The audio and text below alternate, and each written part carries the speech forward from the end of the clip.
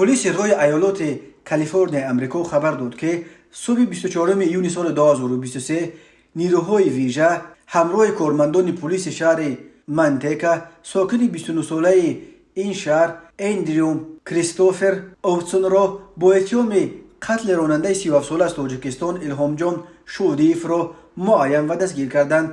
الهام شودیف که 5 سال باز در ایالات کارولین شمالی امریکا به سر می برد و در شرکت بزرگ آمازون باعث راننده ماشین بارکش کار میکرد، روز 15 ایون سال 2023 در شهر لتروپ ایالات کالیفرنیا از یک ماشین دیگری راهگذر با چند تیر کشته شد. رابین جونز نماینده پلیس روی کالیفرنیا خبر داد که ماشینی که از آن شودیف را پراندند و شخصیت تیرانداز در نتیجه آموزش ثبت‌های ویدیو کامراهای نظارتی و کمک شاهدان و اهل جامعه معین کرده شد. جونز گفت دستور بازداشت اوبتسون بدون اتهام آدمکشی صادر شده بود، ولی او را در زندان سن خوکین علیکی با اتهام کشتار به حبس پیشکی گرفتند. پلیس روی کالیفرنیا در توییتر چند عکس لحظه بازداشت اوبتسون از جانب پلیس نیز نشر کرده است. سبب راننده تاجیک را کشتن این ساکن محلی نامعلوم باقی میماند. در همین حال از جمعیت تاجیکان امریکا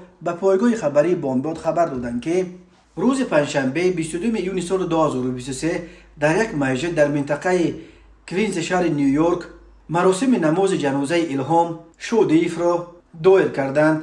بعدا جنازه او را طبق خواسته نزدیکانش برای دفن به وطن فرستادند. جنازه الهام شودیف در راه است و قرار است صبح 26 ایون به تاجیکستان برسد. جمعیت تاجیکان امریکا معرکه جمع‌آوری کمک برای انتقال جنازه و برای یاری به خانواده الهام جان شودیف را برآ انداختند و تا امروز بیش از $92,000 کمک جمع شده است. طور قبلا خبر دادیم الهام جان شودیف راننده فوره در شرکت بزرگ آمازون نصف روزی پنجشنبه 15 ایون سال 2023 در شهر لتروپ ایالات کالیفرنیا در غرب امریکا هدف حمله مسلحانه قرار گرفت. او را با چند زخم تیر به بیمارخانه انتقال دادند، ولی طبیبان الهام جان را از چنگ مرگ نجات دادن نتوانستند.